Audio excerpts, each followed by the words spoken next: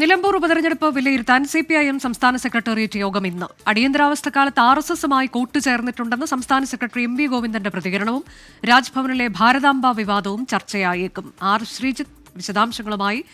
ശ്രീജിത്ത്, ഏറ്റവും പ്രധാനം നിലമ്പൂർ ഉപതെരഞ്ഞെടുപ്പ് തന്നെയാണ്. പക്ഷേ അതിന് തൊട്ട് തലേന്ന് MV ഗോവിന്ദൻ നടത്തിയ പരാമർശം ഉൾപ്പെടെ ഇന്നത്തെ യോഗത്തിൽ വിഷയമാകുമോ?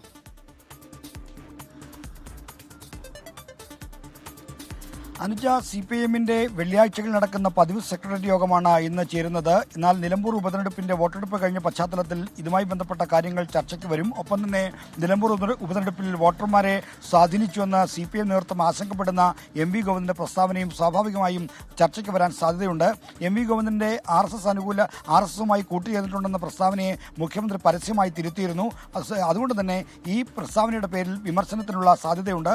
എന്നാൽ ഇത് വോട്ടർമാർ ആർക്ക് വോട്ട് ചെയ്യണമെന്ന് തീരുമാനിച്ച ശേഷമാണ് MV ഗോവിന്ദന്റെ പ്രസ്താവന ഉണ്ടായത് എന്ന് ചൂണ്ടിക്കാണിച്ചുകൊണ്ട് ചില CPIഎം നേതാക്കളെങ്കിലും ഇതിനെ ലഘൂകരിക്കാൻ ശ്രമിക്കുന്നുണ്ട്. അത്തരം ശ്രമങ്ങൾക്ക് ഒരുപക്ഷെ CPIഎം സംസ്ഥാന സെക്രട്ടേറിയറ്റ് വേദിയാകാൻ സാധ്യതയുണ്ട്.